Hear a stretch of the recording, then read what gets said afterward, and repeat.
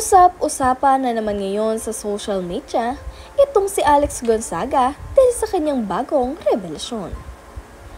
Bago ang lahat, huwag niyong kalimutang mag-subscribe at pindutin ang notification bell para maging updated sa ating mga susunod na videos.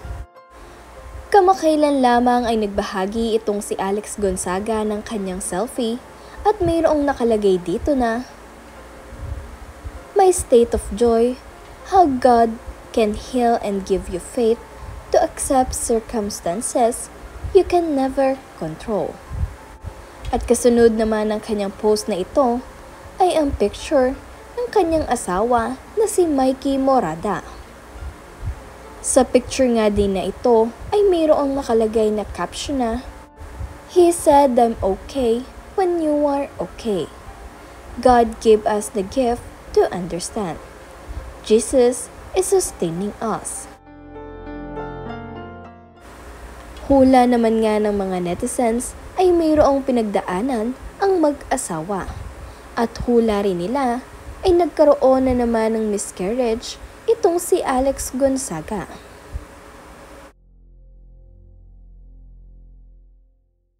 Sabi nga rin itong si Alex Gonzaga sa kanyang post, "Painful yet joyful. Cast your cares on the Lord, and He will sustain you. He will never let the righteous be shaken," and He did. Today we receive a news how God wanted it to be. Thank you, Lord Jesus. Praying one day by God's grace, we will be able to tell a beautiful testimony on how God answered our prayer. Thank you for the grace that gave us peace and acceptance.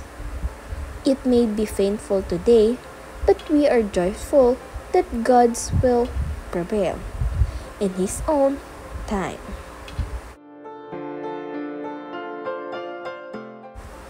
Hindi nga rin klaro ang post na ito ni Alex Gonzaga, kaya maging ang kanyang mga fans at supporters ay nanguhula lamang kung talaga bang siya ay nagdadalang tao o siya ay nagkaroon muli ng miscarriage.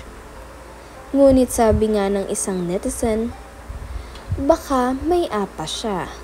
Yung immune system niya pumapatay ng baby kasi kala foreign body. Pero pwede pa sila magkaanak niyan. Need lang ng medications, yung may daily injections or IVF or surrogacy. Mayaman naman sila, kaya pwede sila magkaanak. Nagbabahagi nga rin itong si Alex Gonzaga ngayon ng kanyang mga cravings. So this is from Manila Pink Kitchen.